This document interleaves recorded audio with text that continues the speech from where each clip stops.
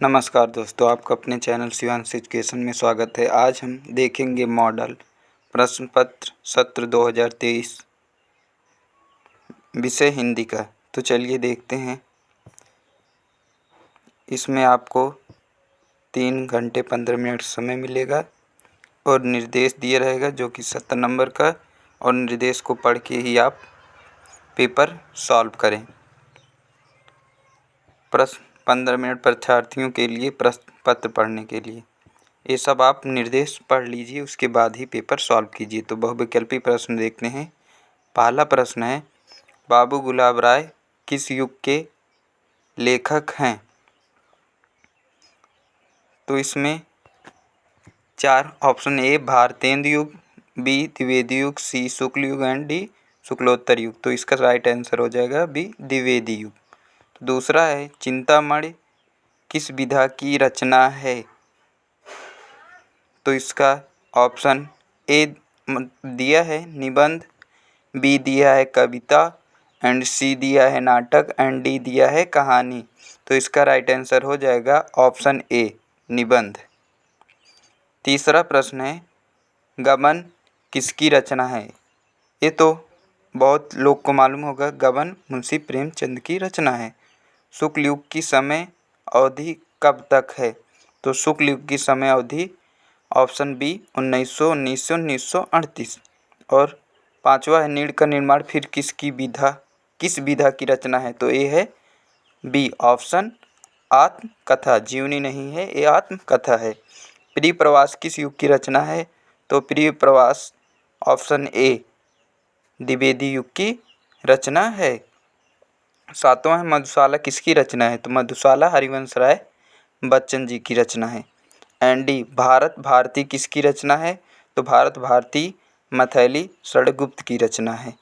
और नौवां, आधुनिक काल कब से कब तक है?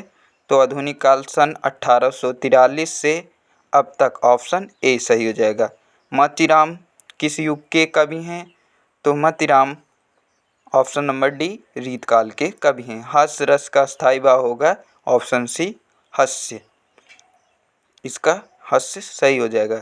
सोहत ओढ़त पीठ प्यार लोने गात, मानो नील मणिशैल पर अत पायो प्रकाश, उपयुक्त में कौन सा अलंकार है? तो इसमें हो जाएगा ऑप्शन बी हमारा उत्प्रेक्षा अलंकार है, क्योंकि इसमें मन है बीच में दिए गए हैं। रोला छंद में कितने चरण होते हैं? तो ऑप्शन नंबर सी 4। आकर्षक शब्द में किस उपसर्ग का प्रयोग किया गया है? तो आकर्षक शब्द में अक का नहीं आ का प्रयोग किया गया है। ऑप्शन डी सही हो जाएगा। प्रत्यय के कितने भेद हैं? तो प्रत्यय के ऑप्शन नंबर ए 2 भेद हैं। पीताम्बर में कौन सा समास है? तो पीताम्बर में बहुब्रीहि समास, ऑप्शन सी। आंसू का तत्सम रूप क्या होगा? आंसू का तत्सम रूप होगा अश्रु। यड़ संधि का सूत्र, ऑप्शन सी यको यड़ च। फलस शब्द का वचन एवं रूप, तो इसका हो जाएगा ऑप्शन नंबर डी चतुर्थी विभक्ति बहुवचन। फलस शब्द का वचन एवं विभक्ति, तो इसका हो जाएगा चतुर्थी विभक्ति बहुवचन, ऑप्शन नंबर डी वाला हो जाएगा। अपठत धातु का वचन एवं रूप, इसका हो जाएगा ऑप्शन बी प्रथम पुरुष एक वचन। तो अगला देखते हैं हम, वर्णात्मक प्रश्न। निम्न गद्यांशों पर आधारित 3 प्रश्नों के उत्तर दीजिए। यह दिया रहेगा गद्यांशों पर आधारित 3 प्रश्नों के उत्तर, इसी में से आपको प्रश्न का उत्तर देना है। तो उपयुक्त गद्यांश का संदर्भ, रेखांकित अंश की व्याख्या, लेखक के अनुसार, ये सब, अथवा ये भगवान तब के लिए भी ये बहुत ही इम्पोर्टेंट है, आप इसे ज़रूर तैयार करके जाइएगा। अब अगला है, पद्यांशों पर आधारित 3 प्रश्नों के उत्तर। चरण कमल बंदो हरिराई, जाकी कृपा पंग गिर लंगे, अंधे को सब कुछ दर्शाई, बहिरा सुने गूंग फिर बोले, रंग चले फिर छत्र धराई। इसमें भी 2 दिया रहेगा, जिसमें से आपको एक ही हल करना है। तो दिए गए संस्कृत गद्यांश में किसी एक का संदर्भ सहित हिंदी में अनुवाद कीजिए।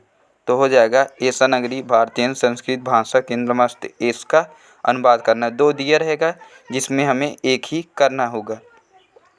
अब इसके बाद चौथा है दिए गए संस्कृत गद्यांश वो गद्यांश था या पद्यांश है, 2 पद्यांश भी दिए रहेगा जिसमें से आपको एक ही हल करना है।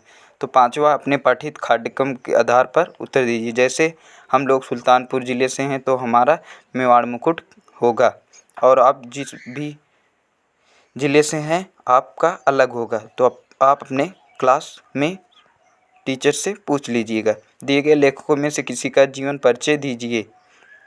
पहला जयशंकर प्रसाद, आचार्य रामचंद्र। ये दोनों बहुत इंपॉर्टेंट है, आप इससे दोनों तैयार कर लेंगे तो आपका 5 नंबर पक्का है। दिए गए कवियों में से किसी एक का जीवन परिचय देते हुए उनकी, तो इसमें गोस्वामी तुलसीदास और सूरदास का तैयार कर लीजिए।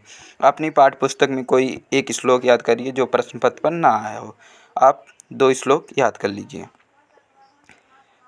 अब निम्नलिखित में किन्हीं 2 प्रश्नों के उत्तर आप पूर्व राजा का अस्ति ये भी बता सकते हैं, चंद्रशेखर का अस्ति ये भी बता सकते हैं, वीरकेन पूज्यते ये भी बता सकते हैं। निम्नलिखित में किसी एक विषय पर निबंध दीजिए। निबंध पर्यावरण के उपयोग, आतंकवाद का निर्माण, जनहानि। आप आतंकवाद का निर्माण और प्रदूषण पर एक और ये 3 ही याद कर लीजिएगा। अगर आप हमारे चैनल पर नए हैं तो चैनल को सब्सक्राइब करें। मिलते हैं नए वीडियो में, तब तक के लिए जय हिंद।